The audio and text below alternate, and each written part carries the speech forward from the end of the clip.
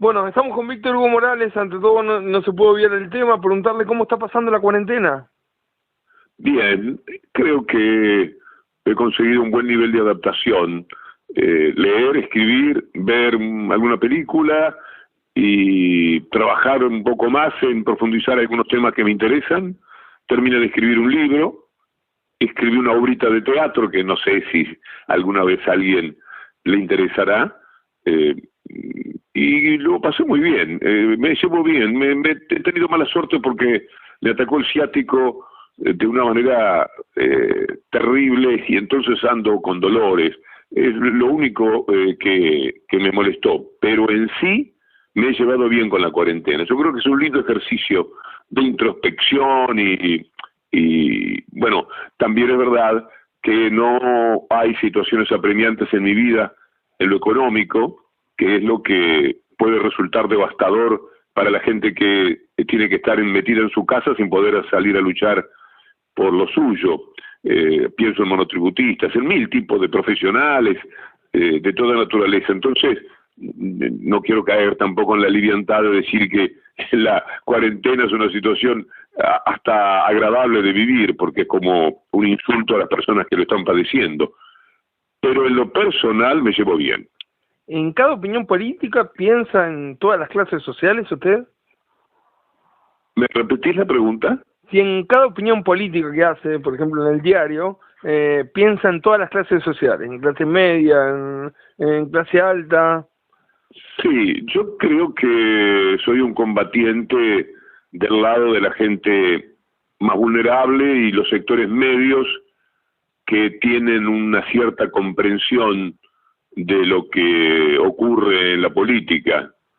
Esos son los destinatarios de lo que trato de defender. Es decir, mi trabajo es tomar una espadita muy modesta, un cuchillito de madera, y dar la pelea desde ahí. Ahora, el destinatario del mensaje, uno es lo que defiendo, el otro es el destinatario al que le hablo. Primero que no soy de sabidamente en lo previo tener claro a quién le estoy hablando, pero ante la pregunta, que es interesante, me debato en buscar la respuesta correcta y diría que yo le hablo a una persona de clase media, posiblemente también de clase media alta, pero con principios, consciente de cómo llegó a ese lugar y con gratitud por la vida, a personas que quieren un mundo más justo, más igualitario,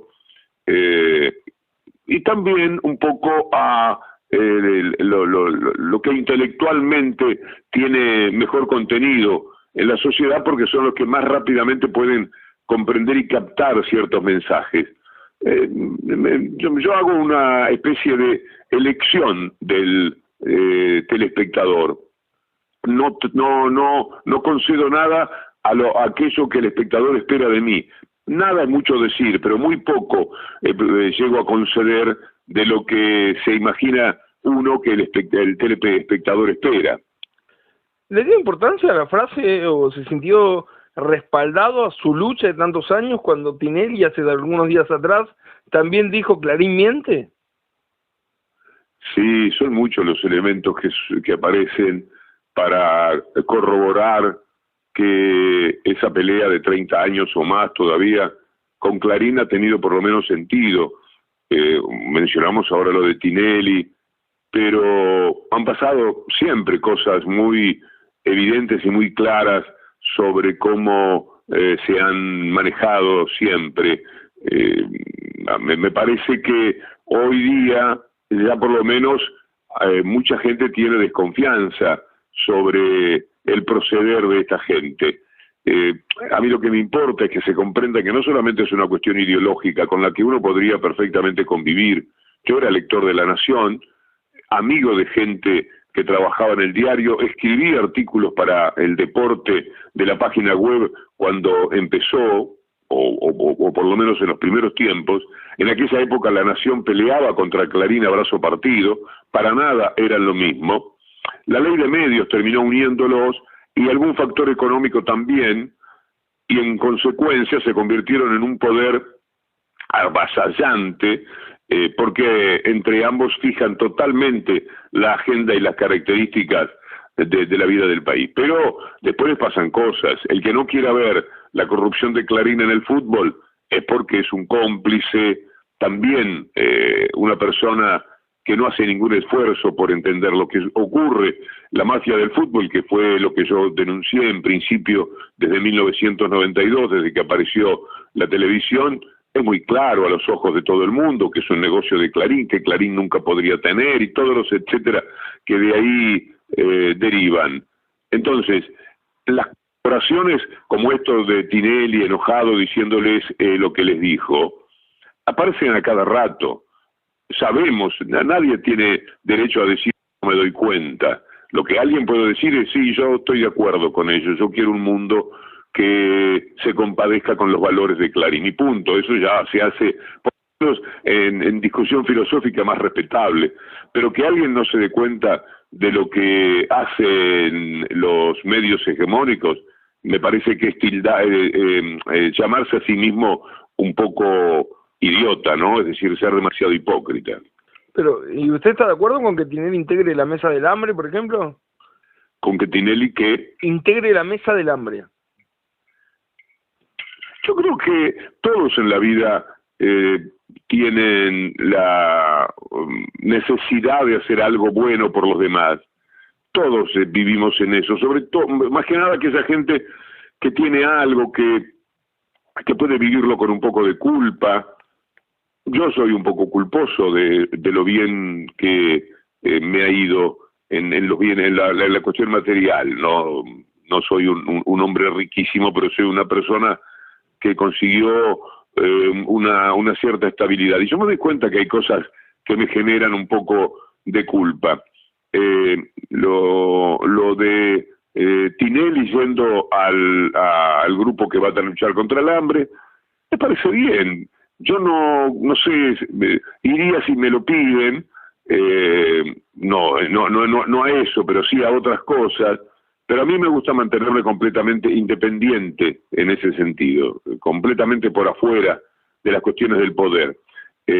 No estaría allí. Pero Tinelli es otra cosa completamente distinta en lo que para la gente significa, y él querrá devolver cosas. Se sabe que hace algunas cosas muy buenas en la villa de enfrente, que ha dado oportunidades, que ha hecho cosas lindas, y que lo llamen para la mesa del hambre, que puede ayudar, que puede divulgar, que tiene mucha llegada a la gente. A mí me parece que está muy bien, y ya ves cómo inmediatamente lo pagó, ¿no? Porque estar ahí es parte de la factura que ahora le está pasando el propio Grupo Clarín, haciéndole vivir estos malos momentos con evidentes mentiras. Lo de la cuarentena es mentira, y lo de la valija es un disparate que no tiene ni pies ni cabeza. En un mundo que está como está, querer buscar en la valija que Tinelli se hizo llevar algo que sea desdoroso para Tinelli, es tener ganas de abofetearlo, y eso lo tiene claramente el grupo al que pertenece Clarín. Yo creo que está en una encrucijada ahora interesante, cuya definición todavía no conocemos de Tinelli.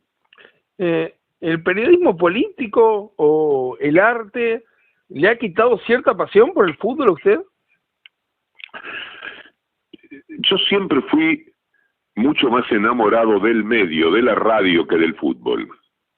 Yo soy un futbolero jugándolo, pero no soy un futbolero que iría habitualmente a la cancha, más bien muy poco, si no relatara.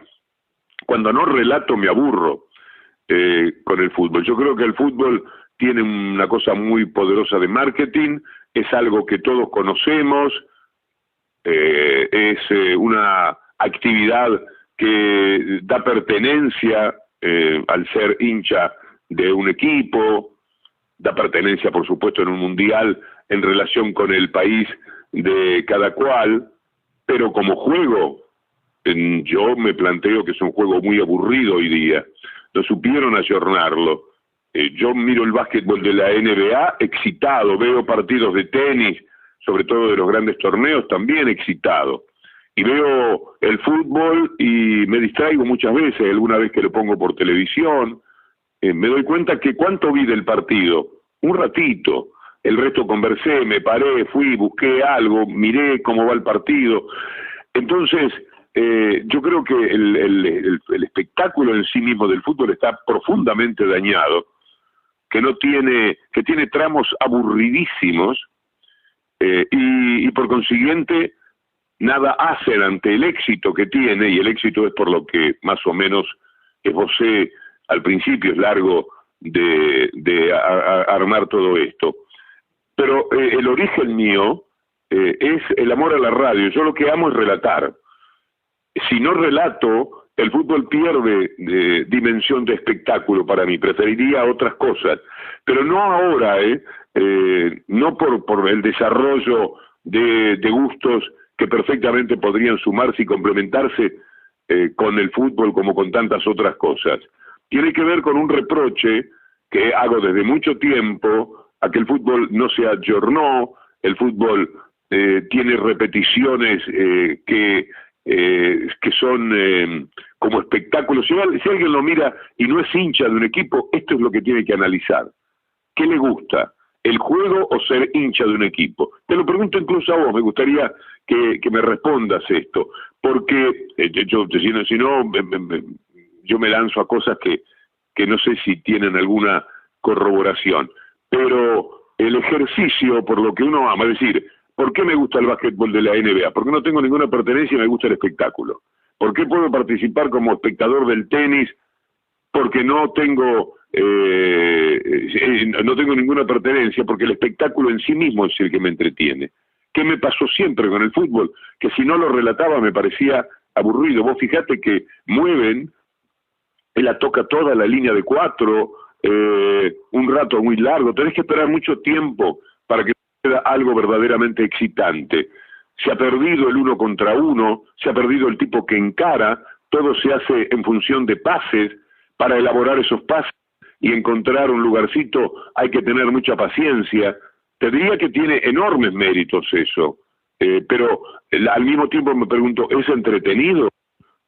Aparece un jugador que mete esos pases puñalada, aquellos de Gago, por ejemplo, ahora Quintero, el de River, y te parece que encontraste Riquelme, es decir, el pase para adelante, basta del pase para atrás, de volver y empezar.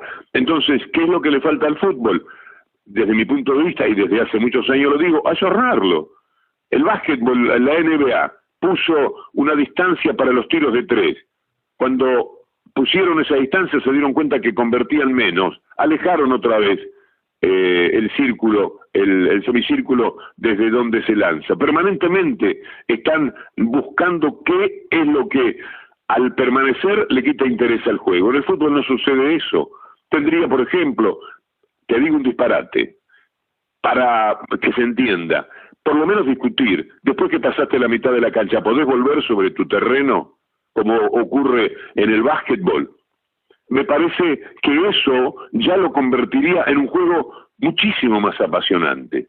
Y así con varias cosas que se me ocurren que se tendrían que modificar en el fútbol para que finalmente sea un espectáculo mucho más entretenido. Así que lo que me pasa es, nunca fui más futbolero que hombre de radio, siempre fui más hombre de radio que futbolero, y el fútbol es un espectáculo que no me resulta entretenido, y cada vez peor todavía, porque el ancho y largo de la cancha no alcanza con este tipo de juego en el que un equipo se tira atrás y obliga al otro a pasarse 1000 veces la pelota para ver si puede llegar hasta el área. Y si no, vamos al centro desprolijo, impaciente, que genera rechazos, rebotes, es decir, le quita líneas de belleza al fútbol. Cuando vos encontrás un pase de Riquelme entre el segundo marcador central y el lateral izquierdo, una geometría perfecta, eso es emocionante, eso es belleza. Pero ¿cómo haces para meter ese juego si ya hoy día prácticamente esos pases son imposibles por la característica física, porque la cancha ha quedado chica o sobran jugadores? La cuestión es que el fútbol Se me fue larga la respuesta, discúlpame. No, no, justo le iban, antes de seguir con usted, le iban seguir con este tema, porque ¿no cree entonces que cambia nada esto de que teóricamente la Superliga va a ser entretenida y como dice usted hay muchos partidos aburridos y esto de que va a cambiar el nombre nuevamente a la AFA va a seguir siendo igual? Ah, por supuesto. Por otra parte, estamos en el fútbol que tiene escasa competitividad. ¿A qué me refiero? Si revisás, veo que sos un conocedor, lo que pasa en España, Italia, Francia, Inglaterra, un equipo le saca 15 puntos al otro y el segundo al tercero 15. Entre el primero y el cuarto o el quinto hay 30, 40 puntos de diferencia. El equipo suplente de Boca o de River participarían del campeonato con la misma chance de Patronato, Aldo Civi, el suplente, sin ninguna duda. No sé si sería campeón, podría serlo, pero podría ser segundo, tercero, ser parte de la animación. Entonces, en el capitalismo sobre todo se produce una gran concentración y aparecen equipos que tienen, qué sé yo, 30 jugadores, de los cuales 15 son los mejores que se pueden tener. En consecuencia, después cuando ves un partido y atacan, decís, qué bien que jugó, ponele River. Qué bien que jugó River, qué formidable. 4 goles. ¿Contra quién jugó? ¿Contra qué equipo jugó? ¿Cuáles son las diferencias de calidad individual que hay en la suma total? Es muy grosero. Y entonces, lo que ves aceptable no es tan bueno porque la oposición que tiene es más modesta. Y cuando aparece una oposición igual, se anulan porque tienen las mismas calidades y el fútbol no permite que el espectáculo sea entretenido cuando por las mismas calidades y el miedo a perder se determinan cuestiones tácticas que están desprovistas de la idea de lanzarte a la aventura del ataque permanentemente. ¿Y le es fácil relatar fútbol por televisión? Vos sabés que algo me pasa en el teléfono que te pido siempre que me reiteres la pregunta. Si le es fácil relatar el fútbol por televisión. No, tiene sus inconvenientes, pero es una linda exigencia intelectual. Yo tengo que memorizar todo lo que relatamos frente a la televisión, lo que mi técnica me exige tener muy claro la posición de los jugadores que no veo. ¿Quiénes son los que están participando de la jugada si no los muestra la pantalla? Pero además hay que determinar quién es el que lleva la pelota. Y se ven muy chiquitos, no se ven los números. Así que dependés mucho de la planificación que vas haciendo en tu cabeza de qué es lo que está pasando en la cancha. Es más exigente, te diría, y por supuesto más propenso al error, a tener que corregir, la pelota viene para fulano y sobre la marcha decir pero la toma fulano.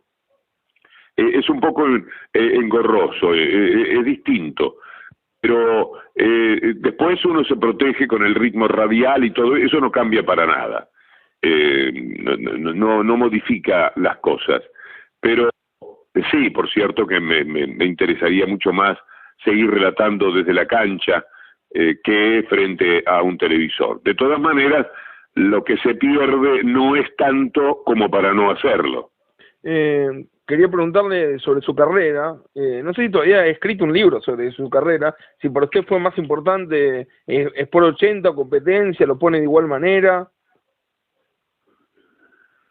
Sport 80 tiene el respeto de haber sido una bisagra. ¿Cuántos años tenés vos? 45. O sea que llegaste un poco a Sport 80, 81. No llegaste. Pero te veo que viviste la aureola que quedó. Sport 80 fue una bisagra en la historia del periodismo deportivo. Te diría la historia del periodismo y también de la radio. Tiene como mérito gente muy capaz que se reunió para discutir con mucha libertad todos los temas, y creo que una mesa de Ibarra, Niembro, Paenza y otros que había, Marcelo Araujo, yo mismo, Roberto Eguía, por recordar algunos de los habituales participantes, Ricardo Ruiz, Titi Fernández, etcétera, que eran más muchachos en esa época, lo hacía inmensamente atractivo. Fue una vuelta de tuerca decisiva en la historia de la radiotelefonía deportiva del país. Por ese lado, te diría que nada hay más importante que Sport 80, porque cambió la historia. En cambio, estéticamente siempre me gustó más lo que hacíamos en competencia.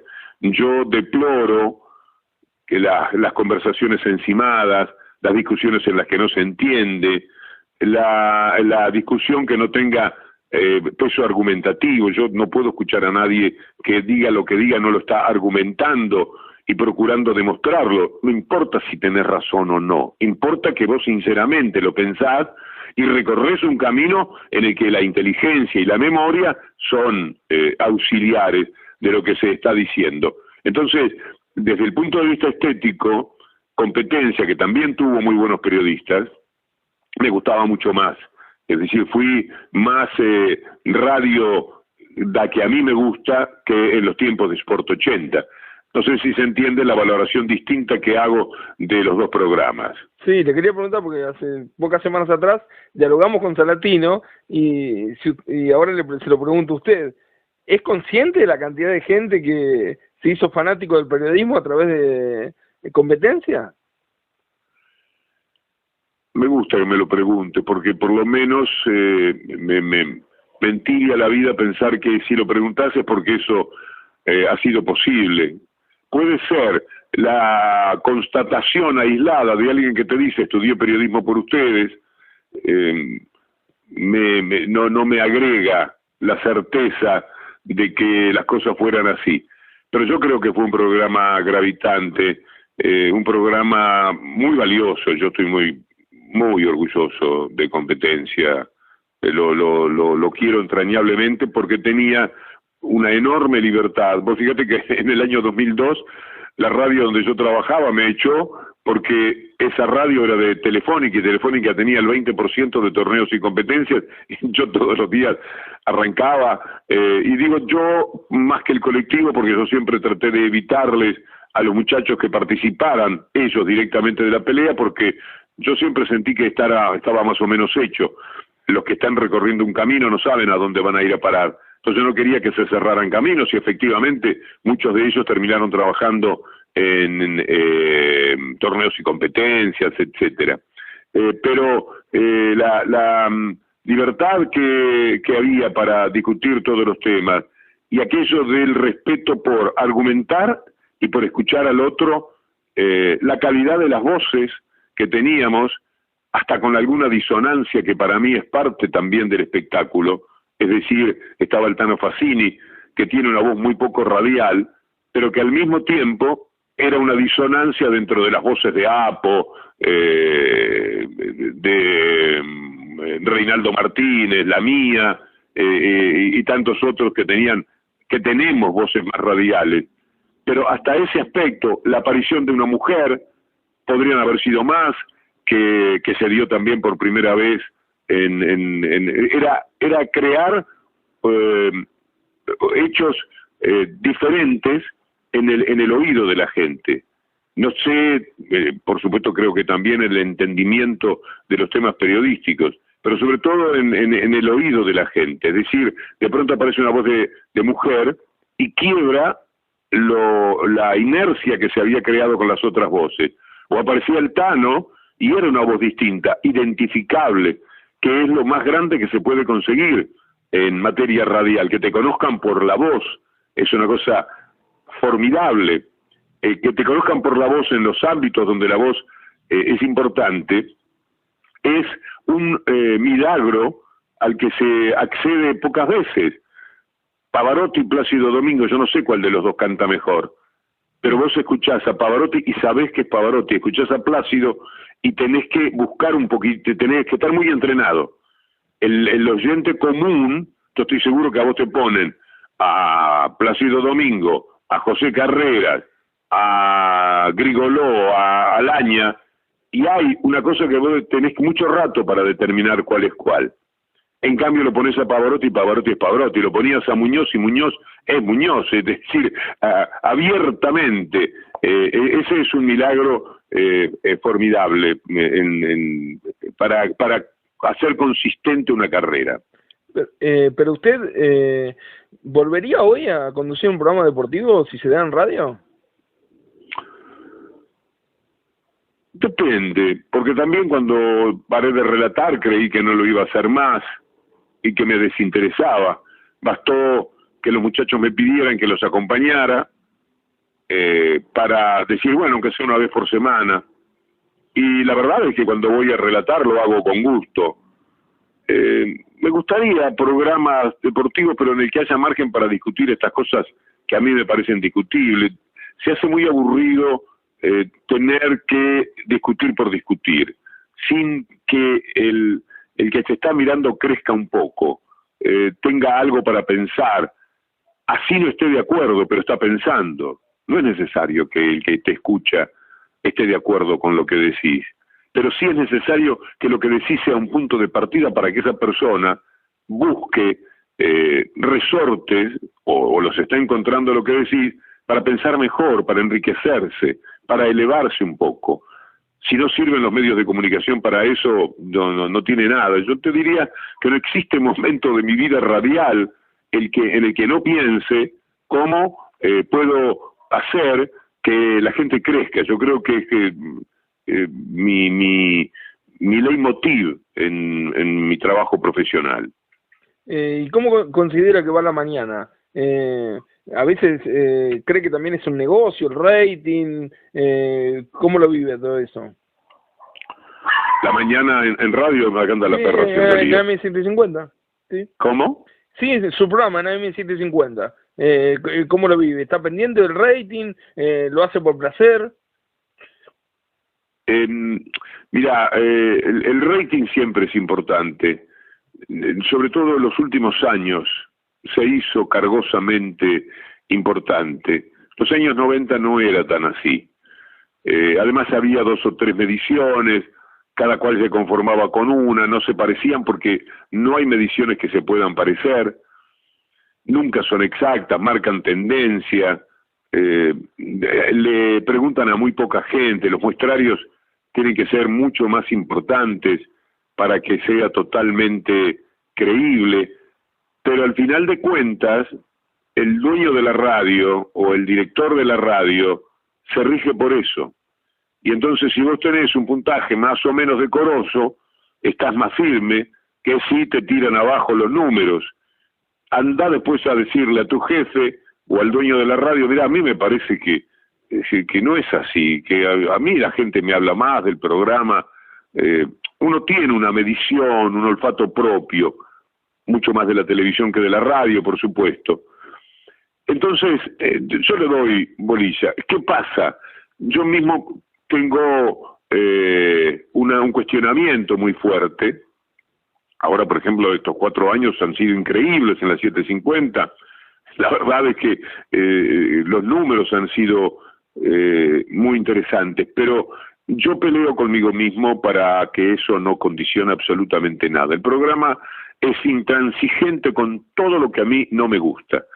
Intransigente es una palabra exagerada.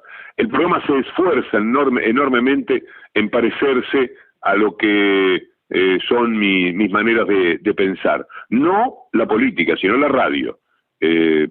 Todo lo que se hace está hecho desde un lugar en el que la estética es tan importante como la propia ética periodística. Creo que la estética es parte de la ética. Entonces, yo voy mucho a eso, a cómo servir de la mejor manera a un oyente que ya está elegido y que para mí tiene más valor que otros oyentes.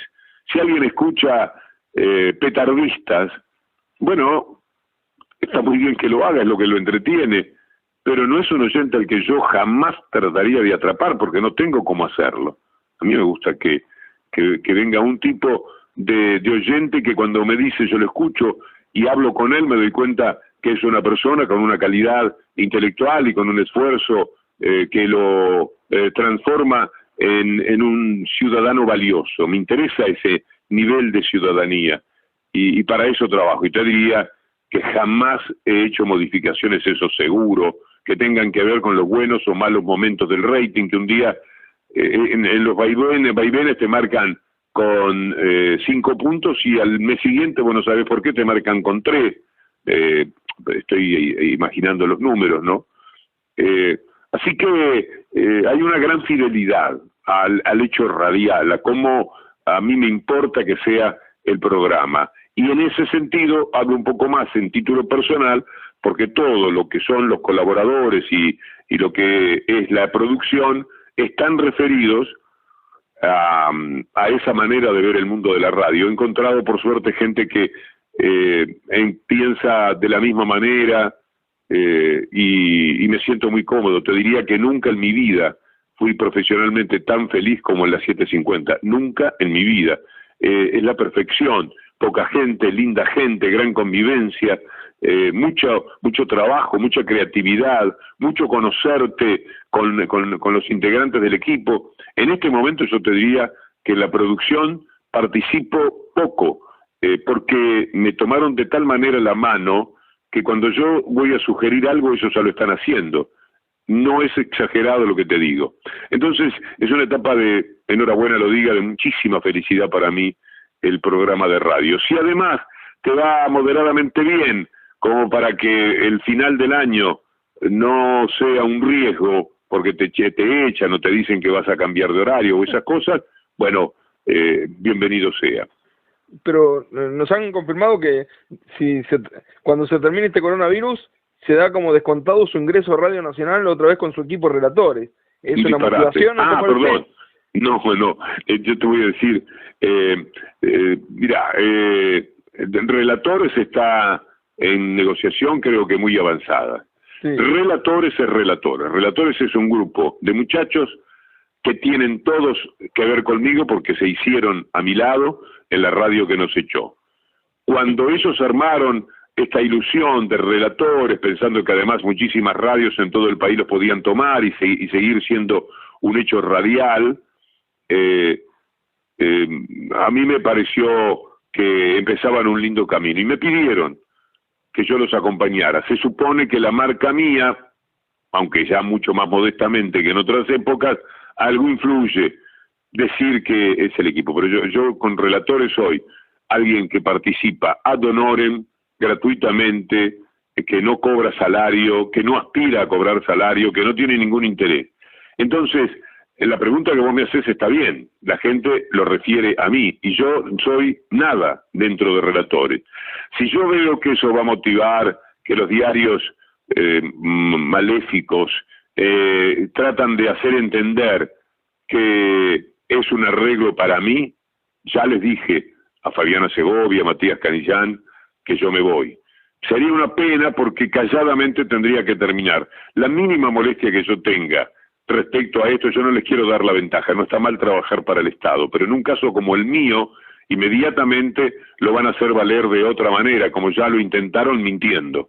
Yo nunca he tenido ni pauta siquiera del Estado, a partir sobre todo de los años, pauta nunca, pauta jamás del Estado, en toda mi vida. No me gusta que un funcionario me ponga dinero a mí para que yo opine bien de él o no censure su labor. Es imposible, impracticable el tema de la pauta publicitaria puesta por el gobierno. De todas maneras siempre hay pauta, que nadie se haga el distraído, porque a la radio sí le dan pauta. Y cuando a mí la radio me paga el salario, como en toda la vida, yo no sé cuál parte toman de las pautas publicitarias y cuál toman del aviso de Molinos. Entonces, y esta es una trampa que normalmente en la dialéctica le hacen a la gente. Yo no quiero trabajar para el Estado, sobre todo en tiempos de la ley de medios en adelante, porque cualquier cosa que diga, inmediatamente la relacionan por eso, por el dinero que va a ganar ahí. Es una pena que sea así, que yo tenga que actuar de esa manera, es una injusticia, es una barbaridad, pero lo tengo que hacer, no hay más remedio. Tristan Bauer me ofreció ser el líder de la transmisión, hacerla a mi gusto y a mi manera. Me hubiera fascinado hacerlo en el Mundial de Brasil y en el Mundial de Sudáfrica, y en Brasil, 2010 y 2014. Las dos veces le dije que no. No había manera. La primera vez en realidad le había dicho que sí, que a lo mejor sí, si ellos conseguían que no fuera el Estado el que me lo pagara. Tristan Bauer lo ha conseguido, pero resulta que salió en octubre del 2009 la ley de medios. Y cuando salió la ley de medios yo dije, ahora van a decir que todo lo que hice a favor de la ley de medios era para ganarme un lugar en el Campeonato del Mundo. Y hay un histórico mail que le envié, histórico, porque puede creer que las cosas fueran así, que le mandé a Tristán al otro día de salir la ley de medios, diciéndole: Tristán, no sigas trabajando en que yo conduzca las transmisiones del Mundial, porque me doy cuenta que van a decir esto y no voy a poder sobrevivir a eso. Tristán no lo podía creer, armó hasta una cena procurando convencerme. 4 años más tarde volvió sobre sus pasos, pero esa vez ya directa, radicalmente, le dije que no, por esto que te estoy diciendo de la cuestión del Estado. Yo tenía mi programa de radio clásica porque trabajaba gratis, y trabajé en DirecTV ganando un dinero importante que lo doné a la Facultad de Periodismo de La Plata, y construí becas que le dieron a varios muchachos que entraron a trabajar en DirecTV. Es decir, mi relación con el Estado tiene que ser cero, porque cualquier cosa inventan. Yo sé cómo puede venir la mano, por eso los previne a mis compañeros. Es formidable que lleguen ahí, pero va a ser el arreglo, si vos lo sumás en el año, son millones. Ponerle más o menos, pueden andar en 4 millones de pesos en el año. Es nada, es un sueldo modestísimo para cada uno de los integrantes del equipo, más un poco de publicidad. Si vos sos hombre de radio, sabés que lo que estoy diciendo es así. En el año, más o menos, ponerle 4 millones de pesos. ¿Qué van a hacer? Van a decir, millonario acuerdo de Víctor Hugo con Radio Nacional. 4 millones de pesos ponen para las transmisiones. La gente cree que estos 4 millones de pesos van a ir para mí, para mi bolsillo, y no voy a estar tratando gratis. Entonces la injusticia es demasiado grande. El primer día que hagan una cosa así, dejaré de relatar, y en todo caso apareceré para un River Boca perdido, que quede claro ante la opinión pública que estoy invitado, porque no tenés cómo demostrar que no ganás dinero. Cuando el canalla de Lombardi apareció dirigiendo los medios, lo primero que hizo fue ir a Radio Nacional a buscar el dinero que yo había ganado en Radio Nacional y en DirecTV. Cuando se encontraron con la realidad, no pudieron decir una sola palabra de mí, pero hubieran dicho cualquier cosa. Si yo hubiera